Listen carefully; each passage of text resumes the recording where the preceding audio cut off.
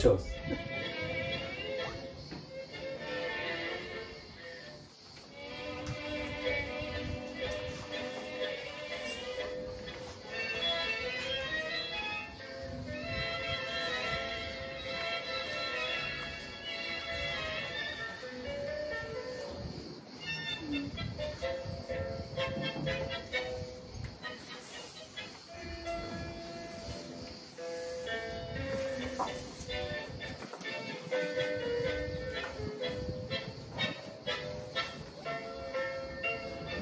Main idea for the ochos, for us, it is easy to make the ochos if we are in the cross system.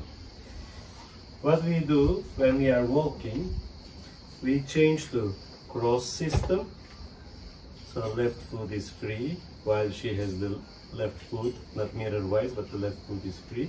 And then we start to do small V shapes. But before that, we first show her the direction, and then walk. And at one point we stop and we do reverse V shape. 1, 2, change to parallel system walk. Takže dôležité je, že začíname očo, keď sme v cross systéme. Teda na to, aby sme robili očo, sa dostaneme do cross systému. Čiže urobíme jeden krok, partner preniesie váhu do cross systému a robí krok v tvare Včka.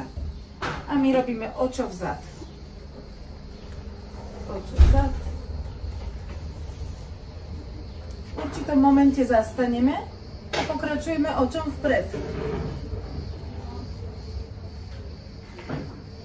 A prejdeme znovu do paralelnej chôdze. And we did it in a walky way while we were advancing in the space, but you can do it also on the spot in a linear way. Očo môžeme robiť takým spôsobom do priestoru, voláme to walky očo, akože očo v chôdzi, že sa ním aj posúvame, alebo môžeme robiť očo aj v línii, lineárnym spôsobom, na mieste. So, one step, change to cross system. Ocho backwards, linear way,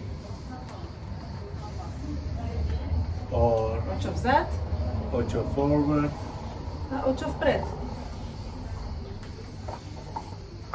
And change to cross system to exit. Preniesieme do paralelného systému a znovu môžeme výjsť. Change to parallel system after ocho. Yes. Ochos. Ochos.